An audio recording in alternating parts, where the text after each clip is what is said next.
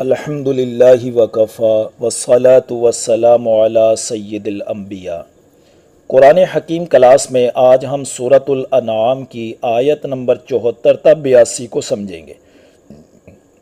ان آیات میں وہ مکالمہ و مناظرہ جو ابراہیم علیہ السلام کا اپنے والد اور قوم سے ہوا اس کو بیان کیا جا رہا ہے۔ اس کا عنوان وہی ہے جو اس صورت میں بیان کیا جا رہا ہے کہ یہ کائنات اللہ کی تخلیق ہے اور وہ اکیلا ہی اس کا مالک ہے اور وہی اس کائنات کو چلا رہا ہے، ریگولیٹ کر رہا ہے۔ اس کا کوئی شریک نہیں ہے، نہ تخلیق میں، نہ ملکیت میں اور نہ ہی کائنات چلانے میں۔ دیکھیے آیت کی طرف، وَإِذْ قَالَ إِبْرَاهِيمُ لِأَبِيهِ آزَرَ أَتَتَّخِذُ أَصْنَامًا آلِهَةً، اور وہ وقت بھی یاد کرنے کے قابل ہے جب ابراہیم علیہ السلام نے اپنے والد آزر سے کہا کیا تم ان بتوں کو معبود بناتے ہو؟ یعنی تمہارے اندر اتنا فہم اور سمجھ بھی نہیں ہے کہ جن کو خود تراشتے ہو اسی کو نفع اور نقصان کا مالک سمجھتے ہو۔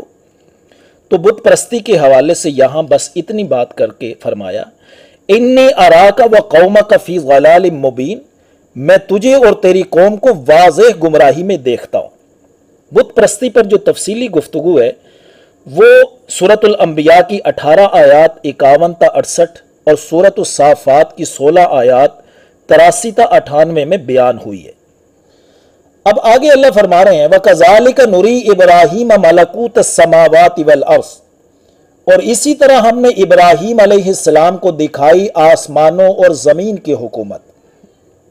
یہ ملکوت کا جو لفظ ہے اس سے صرف اللہ کی حکومت مراد ہوتی ہے۔ قرآن میں ملکوت کا لفظ اللہ ہی کی حکومت کے لیے استعمال ہوتا ہے، اور یہاں جو لفظ آیا ہے وَكَذَلِكَ کہ اسی طرح ہم نے دکھائی، اس سے مراد ہے کہ جس طرح ہم نے ان کے اہل زمانہ کے مقابلے میں حق دکھایا تھا اسی طرح اللہ کی حکومت اور غلبہ آسمان و زمین کی ہر شے پر بڑے واضح انداز میں دکھایا۔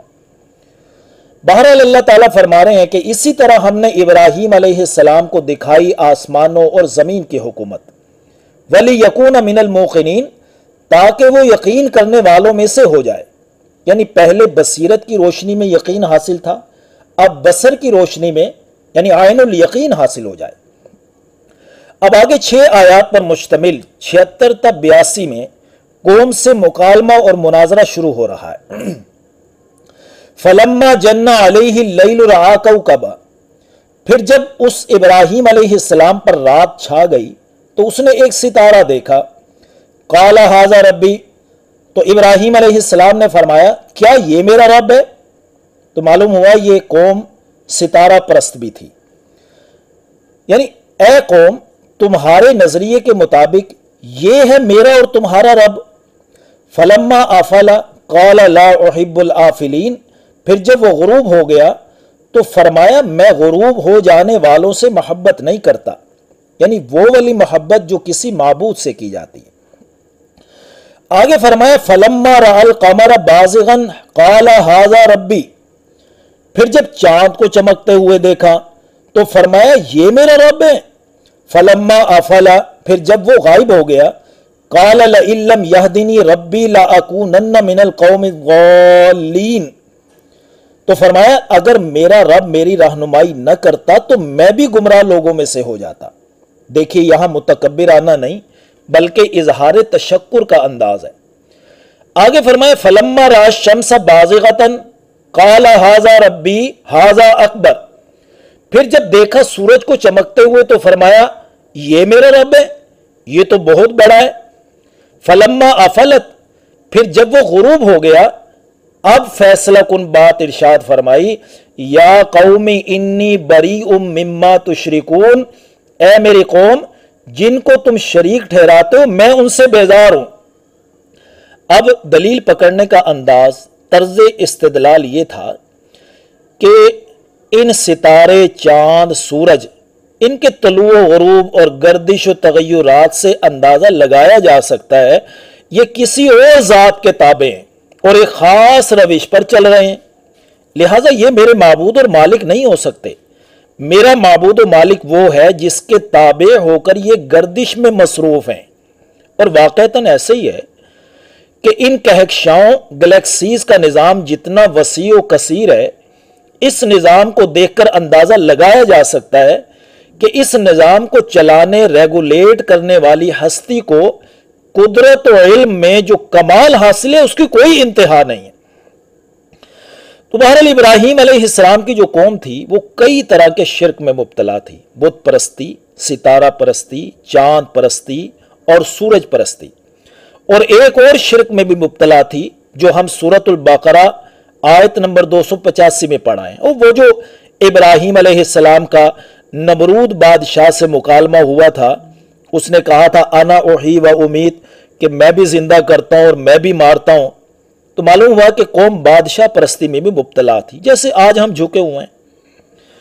تو یہ بھی معلوم ہوا نا کہ شرک ایک قسم کا نہیں ہے، شرک ہر دور میں نئی شکل میں لوگوں کو اپنی لپیٹ میں لیتا ہے، جیسے آج کل مادہ پرستی اور ٹیکنالوجی کا بھی شرک ہے، جس پر سب ایمان لائے بیٹھے ہیں اور سر جھکائے بیٹھے ہیں۔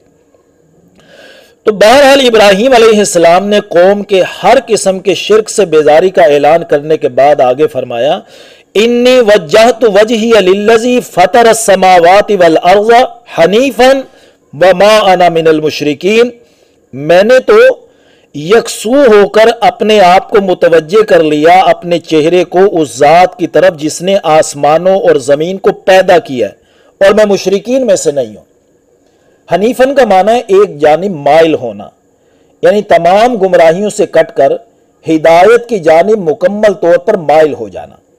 جب ابراہیم علیہ السلام نے اس انداز میں قوم سے مکالمہ اور مناظرہ کر لیا تو اب اس کی حالت کو اللہ بیان کر رہے ہیں وَحَاجَّهُ قَوْمُهُ، اس کی قوم اس سے دلیل بازی کرنے لگی۔ دلیل بازی میں قوم نے ابراہیم علیہ السلام کو دو باتیں کہیں، ایک تو یہ کہ ہمارے آباء و اجداد اسی طرح کرتے آئے ہیں، اب تم اسے شرک بتلا رہے ہو، اور دوسرا یہ کہ جس طرح تم ہمارے خداؤں کی نفی کر رہے ہو نا، تو ہو سکتا ہے یہ تمہیں کسی نقصان اور مصیبت میں مبتلا کر دیں۔ تو ابراہیم علیہ السلام نے ان دونوں باتوں کے بڑے خوبصورت جواب دیے۔ پہلی بات کا تو جواب یہ دیا کہ قال اتحاجونی فی اللہ وقد ہدان، فرمایا کیا تم اللہ کی توحید کے بارے میں مجھ سے دلیل بازی کرتے ہو حالانکہ وہ مجھے ہدایت دے چکا ہے، اور اسی ہدایت اور رہنمائی کی روشنی میں میں نے تم سے مکالمہ و مناظرہ کیا ہے اور توحید الہی کو ثابت کر دیا ہے، لہٰذا آباء اور اجداد کی غلط باتوں کو تسلیم کرنا کوئی ضروری تو نہیں ہے۔ آیت کے اگلے حصے میں قوم کی دوسری بات کا جواب دے رہے ہیں۔ دوسری بات یاد ہے نا، وہ یہ تھی کہ تم ہمارے خداؤں کی نفی کر رہے ہو، تمہیں خوف کرنا چاہیے، یہ نہ ہو تمہیں کسی نقصان اور مصیبت میں مبتلا کر دیں۔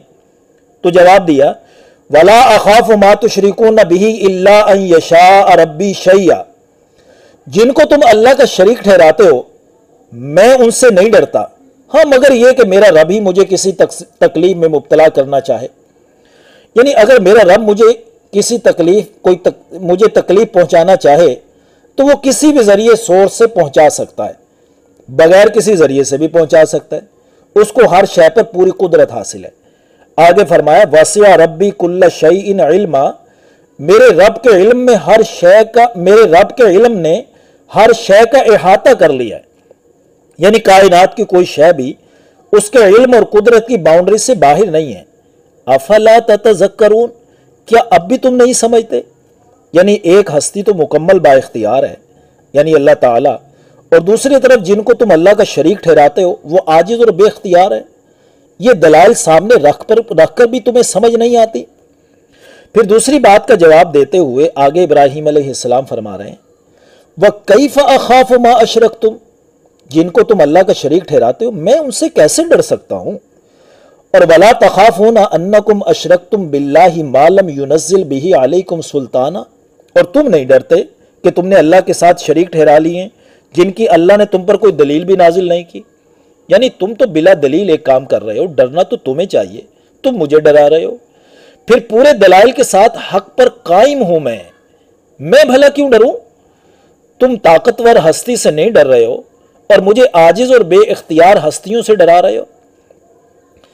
جب قوم نے یہ ساری باتیں سن لی تو ابراہیم علیہ السلام نے اب فرمایا تو مجھے یہ بتاؤ کہ فَأَيُّ الْفَرِيقَيْنِ أَحَقُّ بِالْأَمْنِ، ان مذکورہ دو فریقوں میں سے امن کا زیادہ حقدار کون ہے، موحدین یا مشرکین؟